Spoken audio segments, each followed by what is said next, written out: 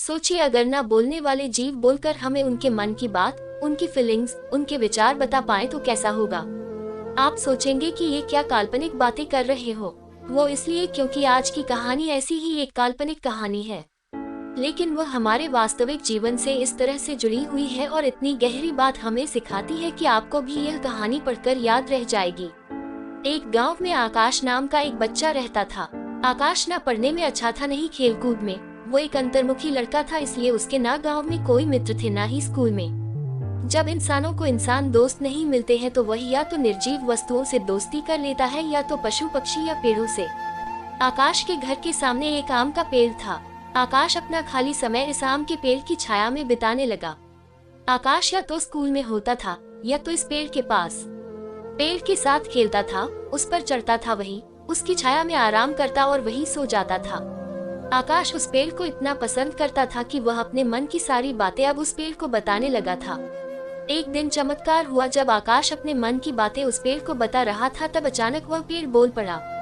आकाश की खुशी का कोई ठिकाना नहीं रहा, क्योंकि अब ना उसे कोई सुनने वाला मिल गया था, साथ ही साथ कोई ऐसा भी जो उससे बातें करे। पेड़ ने बताया कि आकाश की इतनी घनिष्ठ मित्रता देख वो अपने आप को रोक नहीं पाया और उसे मजबूरन बोलना पड़ा। लेकिन वह आकाश जैसे दोस्त को पाकर बेहद खुश है। पेड़ को भी आकाश की आदत हो गई थी। पेड़ आकाश को एक दोस्त की तरह, एक बेटे की तरह दिखने लगा, उसकी फिक्र करने लगा।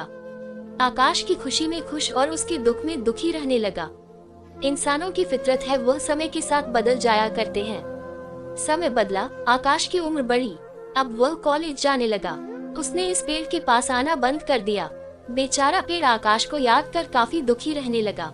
एक बार आकाश को अपने पास से गुजरता देख पेड़ ने उसे आवाज लगाई और अपने पास बुलाया। पेड़ ने आकाश से कहा, आओ आकाश, मेरे पास बैठो, कुछ बातें करते हैं। आकाश ने कहा, नहीं, मेरे पास इतना वक्त नहीं है कि मैं तुम्हारे पास बैठ सकूं और बातें कर सकूं, क्योंकि अब मुझे कॉलेज जाना है और मुझे इस बात की भी टेंशन है कि कॉलेज की फीस कहां से लाऊं। आकाश की बातें सुन और उसको टेंशन में देखकर पेड़ बोला, देखो मेरे पास पैसे तो नहीं है, मगर हाँ, अगर मेरे फल बेचकर तुम्हें कुछ मदद होती हो तो मेरे सारे फल तोड़ कर ले जाओ। आकाश को पेड़ का सुझाव पसंद आया।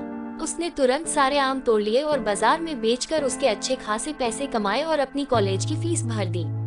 आकाश फिर से अपनी जिंदगी में बिजी हो गया और एक बार फिर से पेड़ अकेला हो गया। पेड़ हर दिन आकाश का इंतजार करता, लेकिन 3-4 साल बीत गए, उसे आकाश मिलने नहीं आया।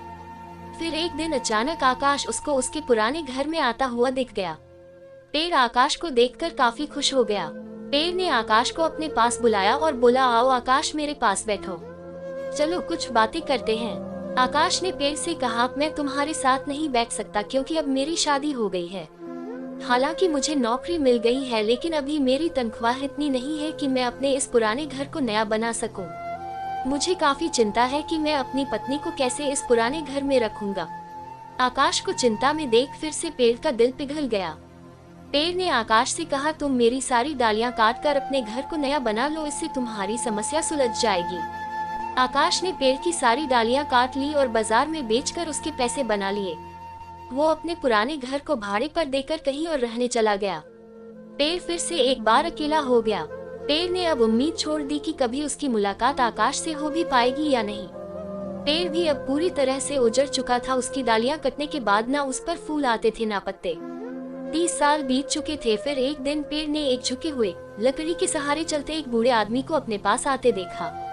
पेड़ ने ध्यान से देखा और उस आदमी को पहचान लिया। वह कोई और नहीं, आकाश था। वह जब पेड़ के पास पहुंचा तो पेड़ ने उसे कहा, माफ करना दोस्त, अब मेरे पास तुम्हें देने के लिए कुछ भी नहीं है। आकाश ने कहा, मुझे कुछ भी नहीं चाहिए और न ही मेरी कोई इच्छाएं बची हैं। मुझे सिर्फ तुम्हारे पास बैठना है और तुमसे बातें करनी है। बूढ़ा आकाश पेड़ को ऐसे चिपक गया जैसे उसे गले लगा रहा हूँ। जर्जर और उजाड़ हो गए उस आम के पेड़ पर नई कुंपली उग निकली। दोस्तों, यह कहानी बड़ी ही मार्मिक है। अगर पेड़ पौधे और जानवर बोलते हो तो बिल्कुल वह इस पेड़ पैर की तरह होते हैं, सच्चे, वफादार और निस्वार्थ। चलो यह तो कल्पना की बात है, लेकिन सोचो हमारे बड़े बुजुर्ग, हमारे माँ बाप क्या इस पेड़ की तरह नहीं है? और कहीं ना कहीं हम उस अविनाश का किरदार नहीं निभा रहे हैं। दोस्तों, जिंदगी की भाग दौड़ में अपनों को पीछे मत छोड़ना।